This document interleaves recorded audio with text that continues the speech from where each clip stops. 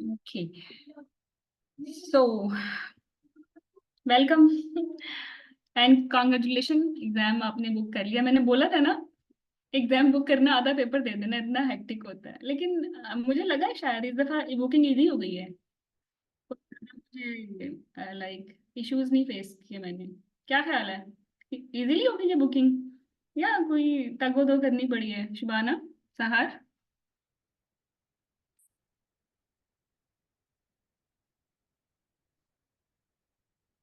Hello. नहीं ये बोलो तो सही। लाइव सेशन का तो मकसद ही ये टू वे ट्रैफिक। अच्छा, इजी थी। इधर अनम्यूट करो खुद को। यस मैम, इजी थी बहुत। अब आप तो यूके बैठे हो, आपके लिए तो इजी थी वैसे। इस दफा पाकिस्तानी के लिए भी इजी थी। I have heard like that. Ma'am तो एनी। सीट्स ज्यादा हो गई होंगी।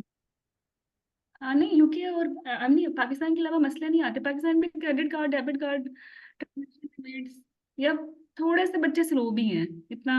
बैंकिंग वर्क उनको आता नहीं है, इसलिए मसला होता है। शुबाना इजीली हो गई। Thank you very much. Okay. अच्छा, शुबाना लाइब्रेरी में है, नहीं बोल सकती। चलो भैया, अब हेडफोन लगा के बैठे रहो। ठीक है, अपना चैट बॉक्स यूज करते रहना।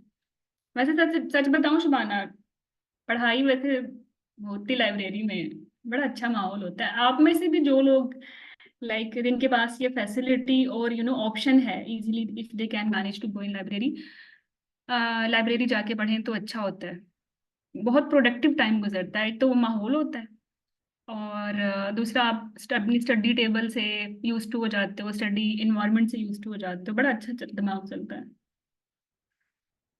तो लेट्स स्टार्ट। अच्छा, कोई नया भी है आज हमारे साथ? मैक्सिमम तो थ्योरी कोर्स के कैंडिडेट्स ही हैं जिन्होंने रीज्वाइन किया है हमें फास्ट ट्रैक में। Anyone who is new?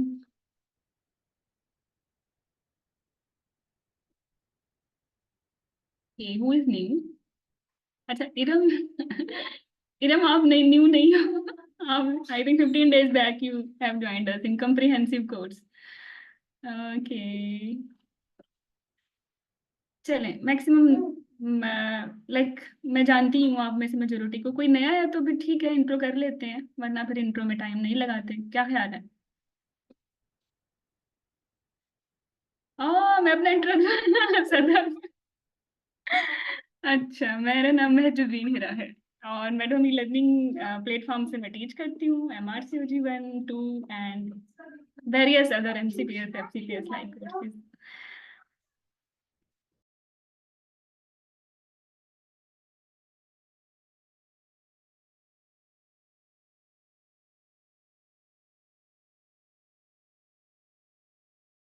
Thank you सदर, I know you are my old student from FCPS।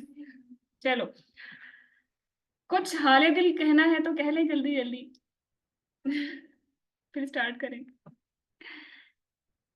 फिर एग्जाम से वाई अफ्रेड? एग्जाम तो लाइक एक मेडिकल स्टूडेंट के लिए रूटीन काम है। कब से, तो जब से पैदा हुए हो तब से एग्जाम ही तो दे रहे हो। और यकीन करो, MRCOG 1 यू विल नोटिस कि जितने एग्जाम आज तक दिए हैं ना, उन सब में इजी है। If you will score this exam, या if you will compare this exam versus all your exams जो अभी तक दे चुके हो ना, ये उससे इजी होगा इंशाल्लाह। बिल्कुल। इरम, अच्छा इरम, आप आइए मैं मेरे साथ। गुड। फिर तो काफी क्रॉनिक स्टूडेंट्स हैं मेरे आज। चलो, अच्छा देखो भैया, बुक आप जिनसे मैं बात कर रही हूँ, आई बिलीव एग्जाम बुक हो गया, तो अब आप सीरियस कैंडिडेट ही हैं। ठीक है, और अगर नहीं है तो नो टाइम टू वेस्ट, अब हो जाओ serious. So let's start. Okay, planner में मैंने थोड़े से घपले किए हैं, और उसकी एक रीजन है। और ये घपले होते रहेंगे, आई एम टेलिंग यू। हम like day to day life कोई इश्यूज है, नेटवर्क इश्यूज है, समटाइम ये होता है। If if in Pakistan load shedding की वजह से हम ये जो प्लानर है ना, इसको मॉडिफाई कर सकते हैं। ठीक है, लेकिन बाय एनी मीन हम इंशाल्लाह 14 जून से पहले पहले अपने ये सारे टास्क कंप्लीट कर लेंगे। Sometime during this journey with you ये पॉसिबल है कि when we will we doing anatomy, आप लोग कहेंगे नहीं मैडम थोड़ा सा एक दे दें, तो we can add 1 day here. ठीक है, फिजियो थोड़ी इजी है तो we can remove 1 day from here. ठीक है, माइक्रो थोड़ी सी बड़ी है, हम इसमें एक दिन ऐड कर सकते हैं, एंडो बड़ी है, एक दिन ऐड हो सकता है अकॉर्डिंग टू यूर सजेशन। तो ये एक टेंटेटिव सा प्लानर है, बट बाय एनी मीन हम अपने 50 डेज में, अप्रॉक्सीमेटली 52 डेज में ये फास्ट ट्रैक इंशाल्लाह कंप्लीट कर लेंगे। ठीक है, सो ओरिएंटेशन सेशन तो फास्ट ट्रैक का हो चुका है, फास्ट ट्रैक का भी और आपकी बुकिंग का 21 को हो गया था। And today we will start our like formally हम आज के दिन से अपना कोर्स स्टार्ट कर रहे हैं। तो we will start it from clinical management and data interpretation, right? So how we will conduct this entire course, तो अभी इसके उसके बारे में बात करती हूँ। ये जो अभी सेशन है थोड़ा सा लिमिटेड है, formally we will start it from tomorrow. और इसकी रीज़न ये है कि many students have requested me कि madam like they are in registration process, bank issues हैं, आज पहला दिन है, तो वो कुछ स्टूडेंट्स ज्वाइन नहीं कर पाए, तो they don't want to miss this important class, और ये बड़ी इंपॉर्टेंट क्लास है। सो कंसिडरिंग दिस कि वो भी हमें लाइव सेशन में ज्वाइन कर लें, तो फॉर्मली हम इसको स्टार्ट करेंगे फ्रॉम टुमारो। ठीक है, लेकिन आज भी हम कुछ ना कुछ करेंगे, और आई विल गिव यू सर्वे कि हमने ये कैसे पढ़ना है। सिर्फ आपने इसको ऐसे नहीं लेना कि क्लिनिकल मैनेजमेंट कैसे पढ़ना है, आपको इसको सेम सिमिलरली हम बाकी सब्जेक्ट्स भी ऐसे ही करेंगे जैसा कि मैं आपको बता रही हूँ। ठीक है, सो हम क्या करेंगे, हम 2012 से 2022 तक आपका अप्रोक्सीमेटली ये 10-11 ईयर का पूल बनता है। ठीक है, इसको हमने करना है drill. We have two choices, या तो हम 2012 का पेपर उठाएं, इसके 200 क्वेश्चन स्टार्ट कर दें डिस्कस करना। ठीक है, अब उसमें रैंडम होते रहेंगे, एनाटमी आ रही है, एम्ब्रियो आ रही है, like data interpretation, biophysics, biostat, तो वो थोड़ा सा मुझे हैफेजर्ड लगता है, एक लेस ऑर्गेनाइज लगता है, और इससे कोई खास फायदा नहीं होता, प्रोडक्टिविटी और जीरो हो जाती है। मतलब आप इतने सारे पेपर्स करके भी आप ये नहीं कह सकते कि आपको एक सब्जेक्ट अच्छे से आता है। तो इसका तोड़ बस यही है कि हम इसको इस सारे पूल में हमने अपने कीवर्ड्स लगा के सब्जेक्ट वाइज जो क्वेश्चन हम अलग कर लिए हैं। ठीक है, लाइक एनाटॉमी के अलग कर लिए हैं, आज अगर मैं सिर्फ क्लिनिकल मैनेजमेंट को ही कोट करूँ तो इसके अलग कर लिए हैं। ठीक है, डेटा इंटरप्रिटेशन और क्लिनिकल मैनेजमेंट के हमने अलग कर लिए हैं इस सारे पूल से, 2012 से लेके 2022 तक के। होएवर जो आपके रिसेंट मोस्ट एग्जाम है, जैसे 2022 कैंट का एग्जाम है, या 2023 का एग्जाम है, या जनवरी का जो एग्जाम है, वो फिर हम पेपर वाइज कर लेंगे, लेकिन उसमें भी आई विल मेक श्योर कि हम सब्जेक्ट पे ही लिमिटेड रहें। ठीक है, सो मुझे लगता है मैंने इसको लाइक ट्राई किया एक्सप्लेन करने की, दोबारा कर दूं। तो व्हाट वी विल डू, 2012 से लेके 2021 मुझे कहना चाहिए क्लिनिकल मैनेजमेंट के हवाले से, ये हम करेंगे कि इस पूरे पूल में से कोई भी एक क्वेश्चन अगर थायराइड से आया है, तो we will add everything thyroid से रिलेवेंट, सारे रिकॉल इसमें कवर हो जाएंगे। अगर कोई भी टॉपिक थ्रोम्बोम्बोलिज्म से आया है, सॉरी ट्विस्ट, टंग ट्विस्ट हो रही है मेरी, अगर कोई भी क्वेश्चन थ्रोम्बोम्बोलिज्म से आया है तो सारे थ्रोम्बोम्बोलिज्म के क्वेश्चंस 2012 से लेके 21 तक के हम स्क्रीन कर लेंगे, और विद थ्रोम्बोम्बोलिज्म हम उसको कवर कर लेंगे। इसी तरह डायबिटीज के, इसी तरह अगर लेबर से आता है, जैसे इंस्ट्रूमेंटल डिलीवरी है, प्री टर्म है, या सीटीजी लाइक इंटरप्रिटेशन है, तो वो भी 2012 से लेके 2021 तक वो सारे क्वेश्चंस हम विद टॉपिक कर लेंगे। तो it's mean we will cover pool topic wise. ठीक है, और जो रीसेंट पूल है हमारा मोर स्पेसिफिकली 2023 का और जनवरी 2024 का, ये हम पेपर वाइज ही कर लें। ठीक है, पेपर वाइज से मुराद ये है लाइक जुलाई लेट्स सपोज 2023 में क्लिनिकल मैनेजमेंट या डेटा इंटरप्रिटेशन से जितने भी क्वेश्चंस आए हैं वो सारे टुगेदर कर लें। ठीक है, यहाँ फिर हम टॉपिक वाइज नहीं रहेंगे। ठीक है, अब मैं इसकी डेमो देके बताती हूँ कैसे करना है। ठीक, ये हमारा रिकॉल है। ठीक है, अब इसमें भी मैंने मजीद ऑर्गेनाइज किया है, लाइक जितने भी रिकॉल्स में डेटा इंटरप्रिटेशन के क्वेश्चंस या क्लिनिकल मैनेजमेंट के क्वेश्चंस ऑप्स से आए हैं ना, वो हम अलग कर लें, एक दिन बैठ के सारा ये कर लें। और जो सारे गायनी से आए हैं वो सारे अलग कर लें, तो और भी मजीद ये ऑर्गेनाइज्ड हो गया, बल्कि अब तो ये सुपर ऑर्गेनाइज्ड हो गया। ठीक है, let's suppose tomorrow we will complete all obs recalls, and at 27 we will complete all gynae recalls with paper. अच्छा, अब इसको मजीद आप देखें कैसे करते हैं। तो वी हैव डिसाइडेड कि टुमारो लाइक 26 को हम ओब्स के रिकॉल करेंगे। तो ओब्स में क्या टॉपिक्स हैं हमारे पास? क्लिनिकल मैनेजमेंट और side by side data interpretation के।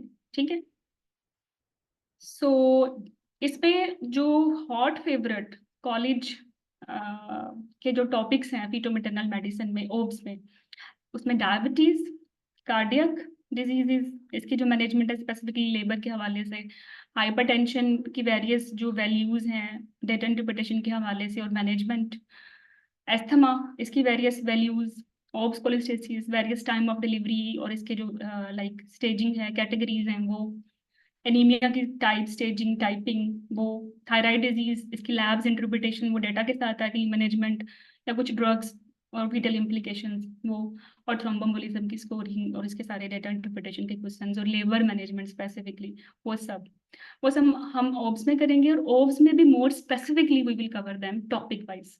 ठीक है, फीटो मैटरनल मेडिसिन के साथ। और चूंकि ये फीटो मैटरनल है तो फीटल में ट्विन करेंगे, एसजीए करेंगे। एसजीए में जैसे आपने देखना है मेजर रिस्क फैक्टर्स क्या हैं, माइनर क्या हैं, और फिर फर्दर इसकी कैसे आपने मॉनिटरिंग करनी है। या फीटल इन्फेक्शंस हैं जिसमें कॉलेज के फेवर्ड टॉपिक्स हैं कि आपने इंटरप्रेट करना होता है सिफिलिस, हेपेटाइटिस या लाइक ट्यूबरकुलोसिस की जो इन्वेस्टिगेशंस हैं उनको। फीटल स्क्रीनिंग में they love to ask Down syndrome test, combined test, इनकी इंटरप्रिटेशन। ठीक है, तो ये सारा इस तरह कर लेंगे, तो इससे आपका वो टॉपिक भी अच्छे से रिवाइज हो जाएगा, और सारे साथ उसके साथ जितनी रिकॉल्स आई हैं वो भी हो जाएंगे, और आप कॉन्फिडेंट होंगे at the end of the day कि ये जो सब्जेक्ट है आपका अच्छे से कवर हो गया। ठीक है, तो लेबर में कॉलेज, अब ओब्स में भी मैंने डिवाइड किया है, मैटरनल मेडिसिन अलग, फीटल मेडिसिन अलग और लेबर अलग। और लेबर में कॉलेज को क्या पसंद है? लेबर मैकेनिज्म, प्रीटर्म लेबर का डायग्नोसिस कैसे करना है और फिर इसकी मैनेजमेंट, इसी तरह बीप्रोम, एनेस्थीसिया लेबर में कैसे, कौन सा देना है, कौन सा सेफ है, या छोटे मोटे उनके साइड इफेक्ट्स।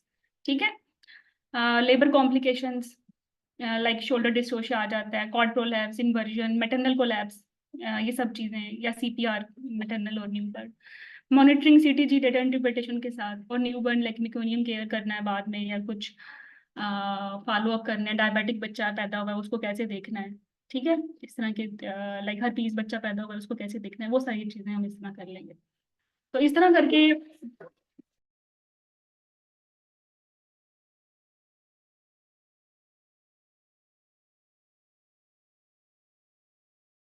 ठीक है, सो इस तरह हमारा ओब्स कवर हो जाएगा। लाइक ओब्स में भी फिटल मेडिसिन अलग से, मैटरनल मेडिसिन अलग से, लेबर अलग से, और न्यूबॉर्न केयर अलग से। ठीक है, वी बैग भी आएगी इसमें। तो ये हम करेंगे टॉपिक वाइज 2012 से 2022 तक, राइट? अच्छा, तो लेट्स सपोज, अब मैं थोड़ा क्विकली करवाती हूँ। जैसे ओब्स कोलिस्टेसिस है, तो ओब्स कोलिस्टेसिस के जितने क्वेश्चंस हैं जो आपके लास्ट 10 ईयर में आए हैं वो हम साथ कर लेंगे। ठीक है, राइट? और क्विकली वी विल स्क्रीन की ओब्स कोलिस्टेसिस को पढ़ना कैसे है, इसके 2-3 हम फ्लैश कार्ड साथ कर लेंगे। That's it, cover. अब ओब्स कोली से कोई और भी क्वेश्चन आता है अपार्ट फ्रॉम रिकॉल, आप आराम से कर सकते हो। ठीक है, और इसी के साथ ही ओब्स कोलिसिस के अलावा जो बाकी मेडिकल कंडीशंस हैं उनकी टाइम ऑफ डिलीवरी क्या है वो भी साथ आ गया। रेलिवेंट चीजें साथ साथ कवर हो गई। एपिलेप्सी से अगर कोई क्वेश्चन आता है तो epilepsy quickly we will revise इसी तरह। ठीक है, थायराइड से कुछ आता है तो thyroid quickly we will revise like this, thyroid के सारे क्वेश्चन आ गए। ठीक है, तो इस तरह हम चलते रहेंगे। तो फिर 2022 तक हम ऐसे चलते रहेंगे जैसे कि मैंने आपको बताया। ठीक है, राइट। तो ये सिर्फ एक मैं ओरिएंटेशन के लिए बता रही हूँ, पीपीटी तो काफी बड़ी है, ये सिर्फ फर्स्ट पार्ट है पीपीटी का।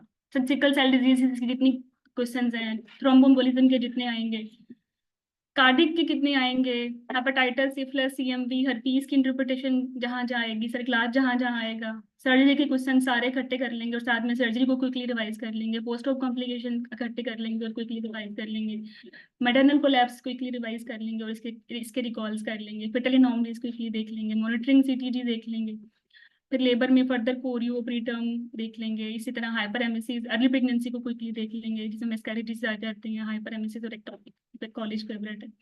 अच्छा, जब हम पहुंचेंगे जुलाई पे, लाइक 2022 पे, यहाँ से ऑनवर्ड हम पेपर वाइज चलेंगे, ठीक है। अब इसमें मिक्स आ रहे हैं, जितने भी क्वेश्चन क्लिनिकल मैनेजमेंट के और डेटा इंटरप्रिटेशन की होंगे जो कि 2022 में आए हैं, वो हम कवर करेंगे, ठीक है। इसी तरह फिर जुलाई के बाद आपका पेपर हुआ है, लेट्स सपोज सितंबर में, फिर इसी तरह उसके कर लेंगे सारे, बट अब हम टॉपिक वाइज नहीं है, अब हम पेपर वाइज हैं, क्योंकि ये रीसेंट पूल है, ठीक है। और इससे पहले टॉपिक वाइज भी आप कर चुके हो, तो मेजोरिटी तो आप क्वेश्चन देखोगे कि रिपीट ही होगा। इसी तरह जनवरी 2023 के सारे क्वेश्चंस कर लेंगे, जुलाई 2023 क्वेश्चंस हैं वो सारे इकट्ठे कर लेंगे। इसी तरह जो आपके जनवरी 2024 में आए हैं वो सारे टुगेदर कर लेंगे, और जनवरी 2024 आपका लास्ट पेपर है जो भी हुआ है, अब आप लोग देंगे जुलाई 2024, ठीक है। तो this is the way we will drill every subject. तो हाउ इज दैट, समझ आया?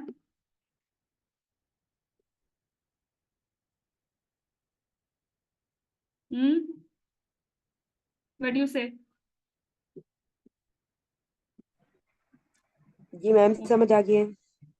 तो ये ज्यादा बेहतर लग रहा है आप लोगों को, या ऐसे करेंगे लाइक उठाएं 2015 का पेपर और रैंडमली शुरू हो जाएं, या नहीं, ऐसे वो करें? नहीं, ये तरीका सही है, ज्यादा अच्छा है। हाँ, इस तरीके से पता क्या होगा, लेट्स सपोज कोई एक टॉपिक हम पकड़ते हैं,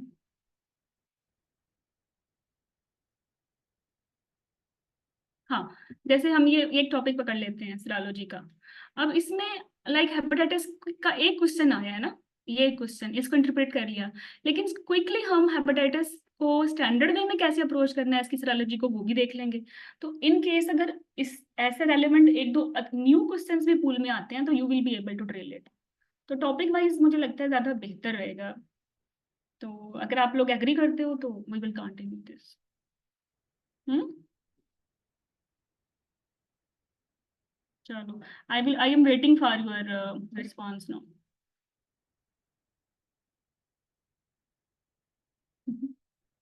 yes yes, I need yes from all of you. किसी एक को कोई और एक भी डिसएग्री करता है ना, तो we will change it.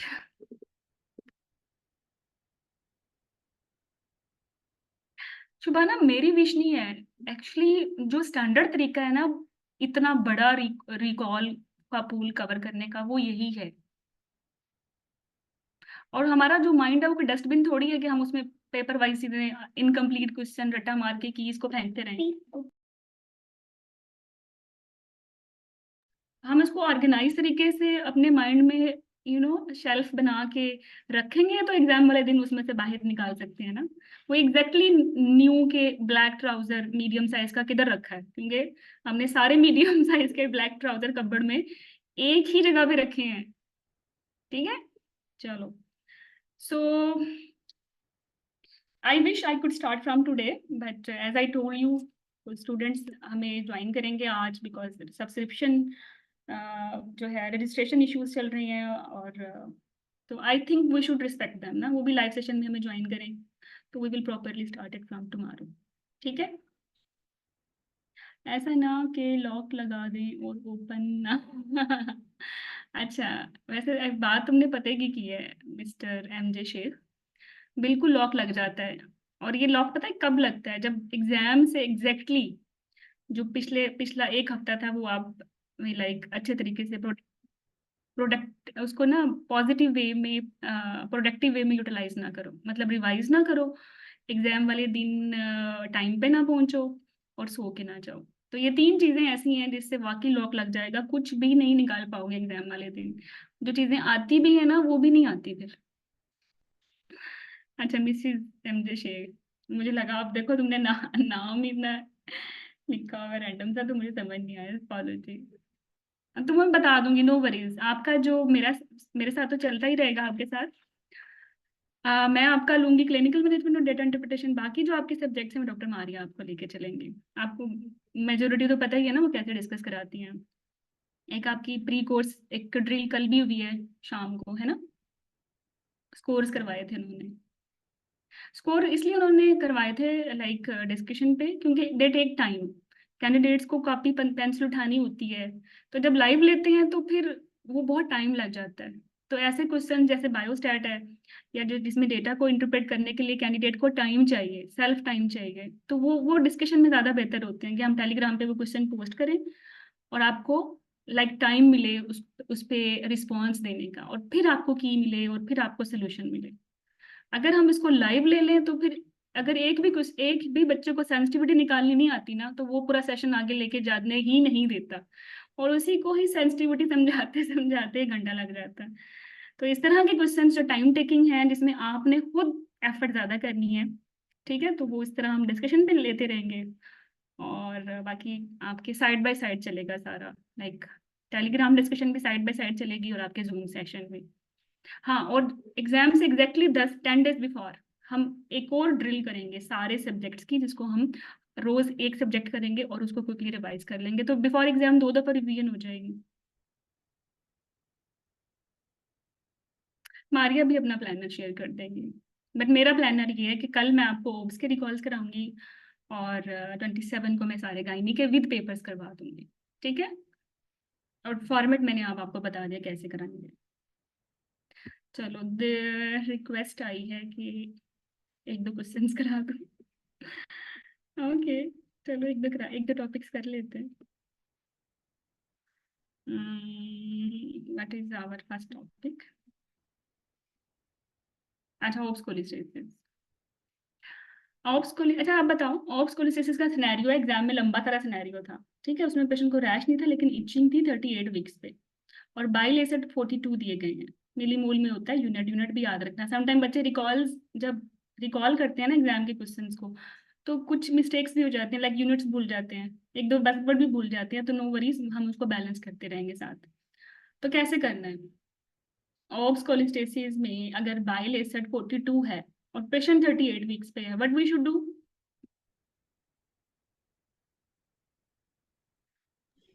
Termination of pregnancy. Termination. Okay, कौन सी स्टेज बनती है ये? 1, 2 या 3? माइल्ड, मॉडरेट या सवेयर? हम्म, चलें, let's see.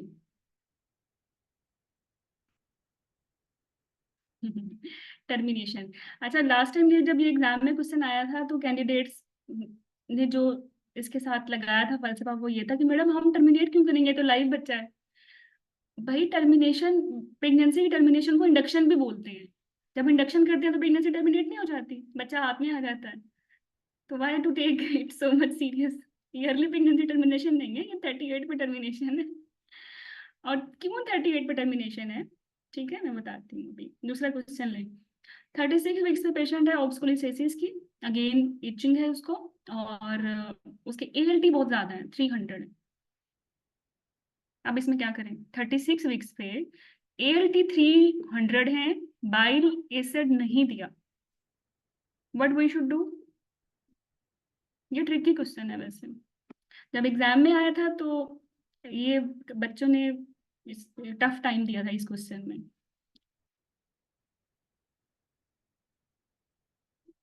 C, treat inpatient and further investigation is done. Inpatient treat करने की इंडिकेशन क्या है?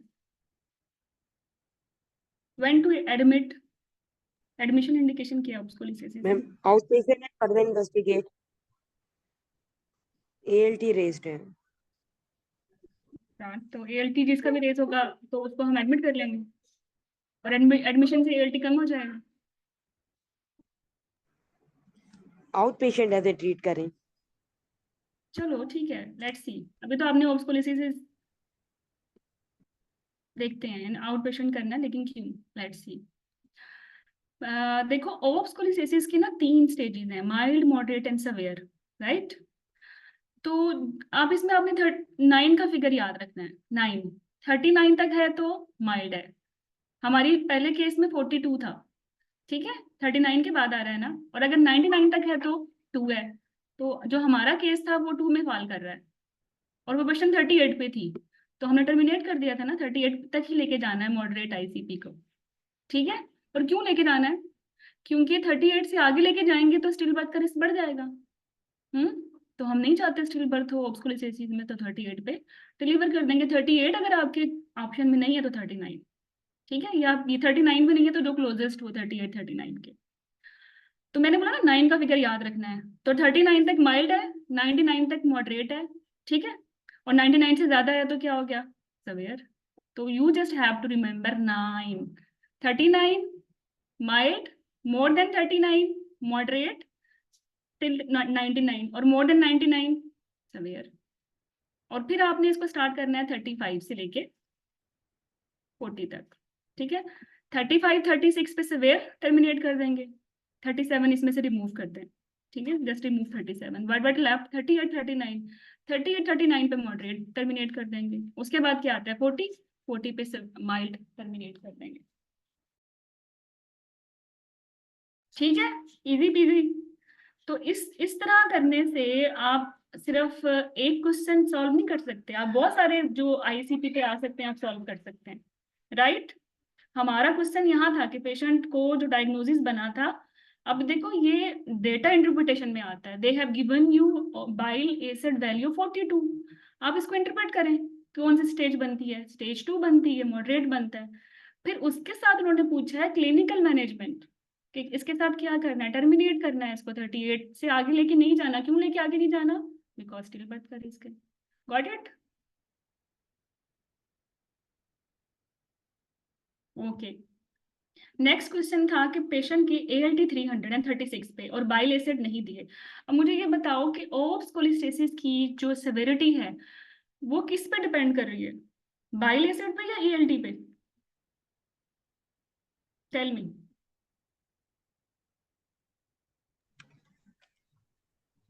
बाइल एसिड पे। बाइल एसिड पे। तो जब ALT पे डिपेंड ही नहीं कर रही तो 36 पे क्यों एडमिट करके टर्मिनेट करें, वी शुड मॉनिटर इट। चलो अब आगे चलो, अब नेक्स्ट फ्लैश कार्ड है। बेसिकली हमने क्या करना है, ठीक है, हमने माइल्ड आईसीपी को 40 पे डिलीवर करना है, ठीक है, बिकॉज स्टिल बर्थ का रिस्क 40 तक सेम है जनरल पॉपुलेशन के साथ, 40 से आगे जाएंगे तो ज्यादा है, तो इसलिए हमने 40 से आगे नहीं जाना।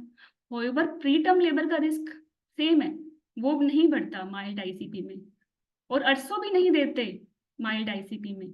और जब ये पेशेंट लेबर में जाएगी तो इसकी कोई कंटिन्यूसिटी भी नहीं करनी, रूटीन केयर करनी है माइल्ड आईसीपी में। और अगर इसको इचिंग है और इसके LFT और ALT इनिशियली या बाइल एसिड इनिशियली नॉर्मल है और क्लिनिकल डायग्नोसिस पे आपको लगता है कि it can be a letter of कोलिसिस, तो इसके आपने 38 वीक से इसके वीकली आपने LFTs और बाइल एसिड कराने हैं टिल टिल टाइम, ताकि आप डिसाइड कर सकें time of delivery, that's it. And moderate ICP में क्या है, डिफरेंट है। मॉडरेट आईसीपी में देखो ये वैल्यूज हैं इसकी, हमने डिसाइड किया था 38 पे टर्मिनेट कर देंगे, क्योंकि इससे आगे जाएंगे तो स्टिल बर्थ का रिस्क है, लेकिन इससे आगे जाएंगे तो प्रीटर्म का भी रिस्क है, इसीलिए 800 ऐड करनी है। 800 कब ऐड करनी है, 34 36 पे, क्योंकि 800 मॉडरेट आईसीपी में लेट प्रीटर्म बर्थ को कम करती है। CTG कंटिन्यूस नहीं करनी, आपने इसको इंडिविजुअलाइज करना है, मींस कंसल्टेंट को लगता है तो कंटिन्यूस CTG करेंगे, मॉडरेट आईसीपी की वरना नहीं करेंगे, ठीक है। और 35 वीक से ऑनवर्ड वीकली इनके आपने बाइल एसिड और ALT कराने हैं, अगर इनिशियली डायग्नोसिस आपका बना और पेशेंट जो थी वो मॉडरेट आईसीपी में थी, ठीक है। अच्छा, और लेट्स सपोज ये पेशेंट मॉडरेट आईसीपी आपका बना है 35 पे, मतलब उसके लाइक बाइल एसिड में आपको 42 दे रहे हैं, तो आप क्यों इसको मॉनिटर कर रहे हो 35 से onward, because it can change into severe as well. Severe को तो 35 पे टर्मिनेट करना है, अगर 36 पे करेंगे वरना। तो ये टाइम ऑफ डिलीवरी बड़ा जरूरी है, ये नहीं है बिल्कुल भी जैसे पुरानी गाइडलाइन में था कि जैसे ही डायग्नोसिस हो ऑनवर्ड नो वीकली आप उसके बाइल एसिड्स कराएं। तो रिमेंबर माइल्ड आईसीपी में 38 से ऑनवर्ड वीकली कराना है, मॉडरेट में 35 से कराना है, ताकि हम चेंज देख सकें कि कैटेगरीज का है या नहीं। सवेयर में तो कराने की जरूरत ही नहीं है, क्योंकि सवेयर तो बाय एनी मीन 35 पर टर्मिनेट करना है, तो नो नीड, राइट। और सवेयर या ऐसी पेशेंट जो सिम्टोमेटिक है, स्टीटोरिया है, जॉन्डिस ज्यादा है, सिर्फ उस समय करानी है कोएगुलेशन प्रोफाइल, माइल्ड और मॉडरेट में नहीं करानी, राइट। तो ये डेटा इंटरप्रिटेशन में आ सकती हैं सारी चीजें। और स्टिल बर्थ ओवरऑल 0.29 है यूके में, आईसीपी में, लेकिन सेवेरिटी जैसे जैसे बढ़ेगी ज्यादा भी हो जाएगी, अप्रोक्सीमेटली 6 तक पहुंच सकती है स्टिल बर्थ। और दे कैन आस्क के ऑक्सकोलिसिस में रिस्क किस चीज का ज्यादा है, मेकोनियम स्टेनिंग का ज्यादा है या प्रीटर्म डिलीवरी का। तो रिमेंबर, जो प्रीटर्म डिलीवरी का रिस्क है, चाहे वो आइट्रोजेनिक है चाहे वो स्पॉन्टेनियस है, वो ज्यादा है as compare to meconium staining. ये 2 कॉलेज फेवरेट क्वेश्चंस हैं। अब अगर ऑक्सकोलिसिस में से कोई तीसरा क्वेश्चन वो पूछे और अगर आपको इस टेबल से आप उसको कर नहीं सकते, तो पॉसिबल ही नहीं। दैट्स इट, कवर ऑक्सकोलिसिस, राइट। तो यहाँ हमें क्या करना चाहिए, 36 पे जब हमें बाइल एसिड नहीं मिले, तो क्या कोई इंफॉर्मेशन अगर नहीं दे रहे, तो बाय डिफॉल्ट उसकी सेटिंग क्या है आपके माइंड में, इज इट नॉर्मल या is it abnormal.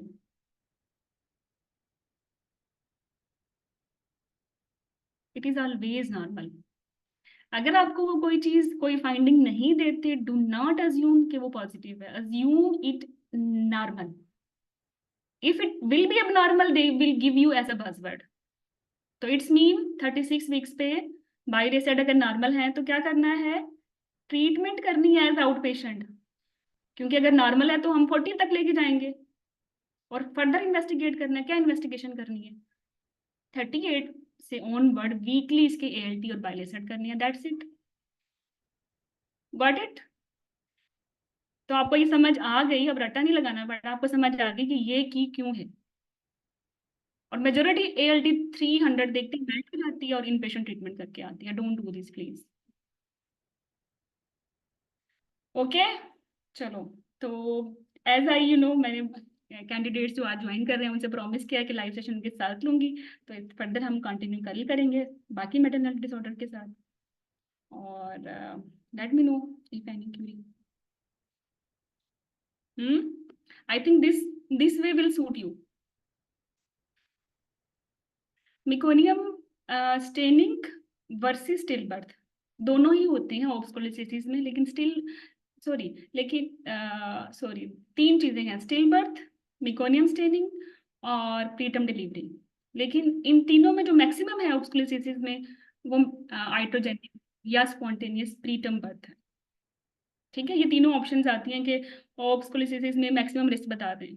Meconium staining एक ऑप्शन, दूसरी है स्टिल बर्थ, और तीसरी है आपके पास स्टिल बर्थ या आईयूडी पे लिख देते हैं, और तीसरी है प्रीटर्म डिलीवरी। तो आपने प्रीटर्म डिलीवरी चूज करनी है, 25% रिस्क है। ठीक है, चलो। So we will start officially from tomorrow, right. हाँ, प्रीटर्म डिलीवरी कॉमन है, लेकिन प्लीज प्रीटर्म डिलीवरी है, प्रीटर्म लेबर नहीं है ये, क्योंकि इसमें मैक्सिमम हम हाइड्रोजेनिक खुद इंडक्शन करते हैं ना। चलें कल फिर डिस्कस करते हैं। ओके, आप बायोस्टैट मुश्किल नहीं, बिल्कुल भी नहीं होगी। आप मुझसे बतूल, आप when we will do biostat आप मुझे फीडबैक देना आपको समझ आया या नहीं आया। बिकॉज पता है लोग क्या करते हैं, एक दिन में बायोस्टैट सारी पढ़ा के नेक्स्ट डे सारे रिकॉल्स करा देते हैं अपने वेबिनार से, और वो इतना ज्यादा दिमाग हो जाता है आपका सैचुरेटेड कि वो डर जाते हो। We will not do this. What we will do, हम सेंसिटिविटी के जितने भी क्वेश्चन होंगे ना वो सारे टुगेदर कर लेंगे, और साथ ही आपको बता देंगे कि ये सेंसिटिविटी का फार्मूला क्या है, और 2-3 डेमो आपको क्वेश्चंस दे देंगे, तो फिर आप बाकी सारे खुद से सॉल्व कर रहे होंगे। इसी तरह हर टॉपिक को इंडिविजुअली कवर कराएंगे, और we will give you time to solve. ठीक है, क्योंकि टेलीग्राम पे इस तरह से लेके चलेंगे जिसमें आपको टाइम मिले सॉल्व करने का, वो इजी हो जाएगा। लाइव सेशन में जो कि टाइम नहीं होता, तो वो बस वो उन्होंने दौड़ लगाई हुई होती है। तो you will love this, biostat बहुत इंपॉर्टेंट है। डॉक्टर हिरा, जब कोई भी टॉपिक के एमसीक्यू करें फास्ट ट्रैक में, तो kindly before that share these card so we can sell. अच्छा, actually we are offering two type of course. वो कैंडिडेट जो थीरी जिनकी वीक है, तो हम उनके साथ साथ थीरी भी कवर करा रहे हैं कम्प्रीहेंसिव कोर्स में। और जिन कैंडिडेट्स की थीरी अच्छे से है आती है, but they just need pass papers approach, तो they are in our fast track. तो फास्ट ट्रैक में इतना डेडिकेशन के साथ हम कवर नहीं कर पाएंगे मे बी थीरी, लेकिन फ्लैश कार्ड्स तो हम साथ साथ कवर करेंगे, नो वरीज। तो if you are in both then no worries. Like कल आप, if you are in our comprehensive course ना, तो कल आपने क्या करना है, सारे जो ओब्स के टॉपिक्स का क्लिनिकल मैनेजमेंट और डेटा इंटरप्रिटेशन का मेरा थीरी सेशन है ना, वो सुन लीजिएगा। वो सुनने के बाद जब आप ये रिकॉल्स करेंगे तो आपकी थीरी भी साथ हो जाएगी और रिकॉल्स या पास पेपर्स भी।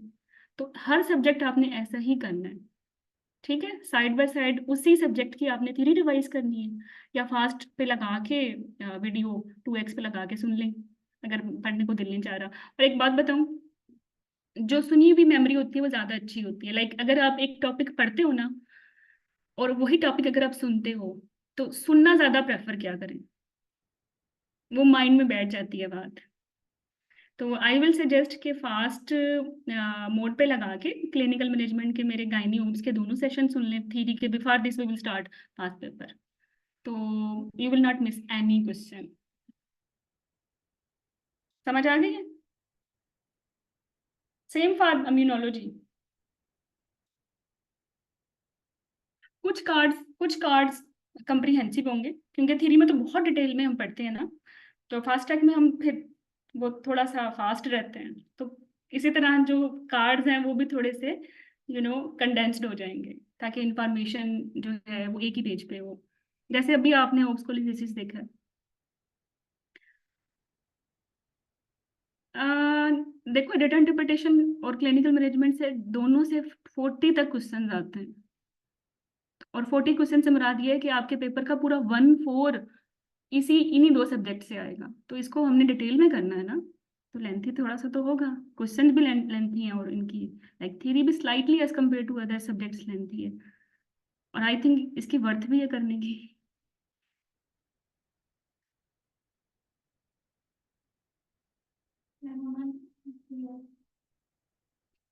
चलो, तो सी यू टुमारो। मॉडरेट की मॉनिटरिंग करनी है शुभाना, वीकली करनी है, बट 35 ऑनवर्ड करनी है। चलो हम दोबारा से कल ओक्स कोलिसिस से स्टार्ट करेंगे। I will add, if you are having so much interest in obs कोलिसिस, I will add more questions. Okay, okay. Tomorrow 3 PM।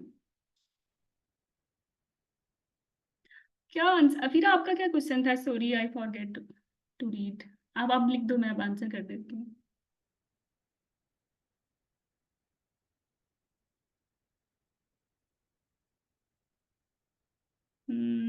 Waiting for your question. अच्छा, माइक ओपन करके पूछ लें। थ्योरी से हूँ और थ्योरी इनकम्प्लीट और वीक है, कोई मसला नहीं है अफीरा। अब जैसे क्लिनिकल मैनेजमेंट के लिए हमारे पास अभी आप समझे तो 3 दिन है, आज का, कल का और परसों का। इन 3 दिनों में ना आराम से, बिलीव मी, आप थ्योरी के सेशन भी पढ़ सकती हैं, सुन सकती हैं, और साथ में पास पेपर्स भी कर सकती हैं। अगर आप 4 days भी ऑनेस्टली मुझे देती हैं ना, तो I give you know guarantee कि आप इन 12 आवर्स में पूरा ये सब्जेक्ट कर लोगे।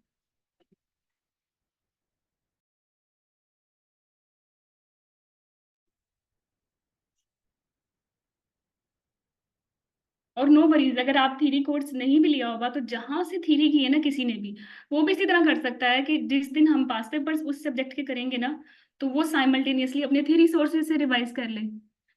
क्योंकि अगर आप पेपर वाइज जाते हो तो फिर आप हैफेजेड होते हो, सब्जेक्ट वाइज तो बड़े आप इजी हो। वो सब्जेक्ट भी आराम से रिवाइज हो रहा है, उस पर आपको सुकून है कि सारे उस पर जितने रिकॉल्स आए हैं वो भी रिवाइज हो रहे हैं। अच्छा देखो, 1 मिनट, स्टे विद मी।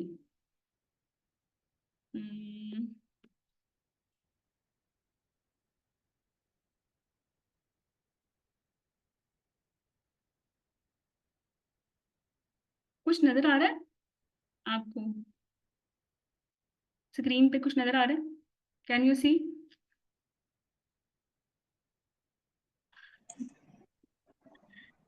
जी आ रहा है। हाँ, इंसान बनना तो जरूरी है। अच्छा देखो, ये हसीना है, ये मेरी एमसीपीएस की कैंडिडेट भी हैं, और इन्होंने फिर एमआरसीजी भी लिया था। 72 स्कोर है इनका लास्ट जनवरी 2024 का।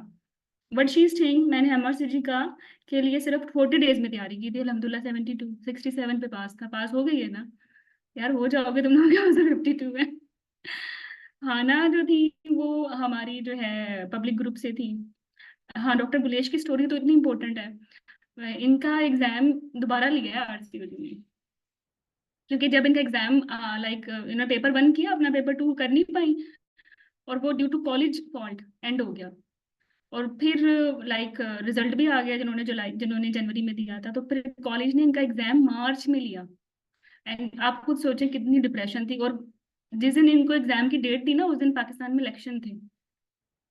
कितने स्ट्रेस में इन्होंने पढ़ा है, लेकिन उन्होंने गिव अप नहीं किया। और इनका स्कोर है, आई थिंक मुझे यहाँ नजर नहीं आ रहा, 79 है समवेयर। ठीक है। अच्छा, फिर इन्होंने भी तो कर लिया। फिर इनका स्कोर भी है 77, इनका स्कोर है। इनका 85% है। तो ये लोग भी तो पास हो रहे हैं ना। आई पास एमआरसीजी 1, थैंक यू। आईएमएम भी मेरे साथ थी मेजोरिटी, जैसे आप लोग आईएमएम एफसीपीएस मेरे साथ करते हो। तो ये लास्ट टाइम रिवीजन में थे हमारे साथ, जो लास्ट में ये कोर्स होता है, लेकिन आप लोगों के साथ, लेकिन ये लिंक्ड है। जो भी फास्ट ट्रैक में है वो रिवीजन कोर्स में भी बाय डिफॉल्ट है। ठीक है। इनके 83 हैं, ये इंडिया से थे। ठीक है, 78 इंटायर बैच, जिन्होंने भी इंसानों की तरह लास्ट टाइम जनवरी में हमारे साथ कोर्स को फॉलो किया, 100% देवर पास। ये आप स्कोर देखते रहेंगे, मैं सिर्फ इसलिए शेयर कर रही हूँ, अब तो आप रजिस्टर हो चुके हो, अब क्या जरूरत है दोबारा दिखाने की। सिर्फ इसलिए कि जब आपसे पहले आपको यकीन है कि लोग पास हो रहे हैं, तो फिर आपको ही पता होता है यार ये एग्जाम इजी है, पास हो जाता है। हम्म। और ये परसेंटेज अच्छी है, मेजोरिटी 80% से ज्यादा है। हम्म। तो when they can, you can also. इंशाल्लाह इंशाल्लाह। आप मुझे सच में एक बात की सिर्फ गारंटी दे दी, डेली एक्टिविटीज डेली करेंगे मैडम। जो चीज समझ में नहीं आएगी देर एंड देन पूछेंगे। मैं आपको लिख के देती हूँ, कोई आपको फेल नहीं कर सकता। और फिर पास कौन होगा? हम्म। और फिर पास किसने होना है? पास ऐसे ही तो बच्चे होते हैं जो एग्जाम फोकस्ड पढ़ते हैं। हम्म। nobody can fail you if you will follow the course। और honestly 4 or 5 deep learning hours दोगे डेली। अल्लाह की तरफ से ही है, कोई मतलब मिसहैप ना हो, जो कि ह्यूमन लाइक उसमें नहीं है कैपेबिलिटीज में, वरना तो दुनिया की कोई ताकत नहीं तुम लोगों को फेल कर सकती। ये तो फिर वन है। मैं तो अपने पार्ट 2 के कैंडिडेट को कहती हूँ कि हो ही नहीं सकता, हो ही नहीं सकता। आप इतने ऑनेस्ट हो कि the way we are teaching you theory and recalls and different MCQs, आप ये करो और आप फेल हो जाओ। पॉसिबल ही नहीं है। चलो, तो आज के लिए इतनी मोटिवेशन काफी है, एंड स्टार्ट फ्रॉम टुमारो।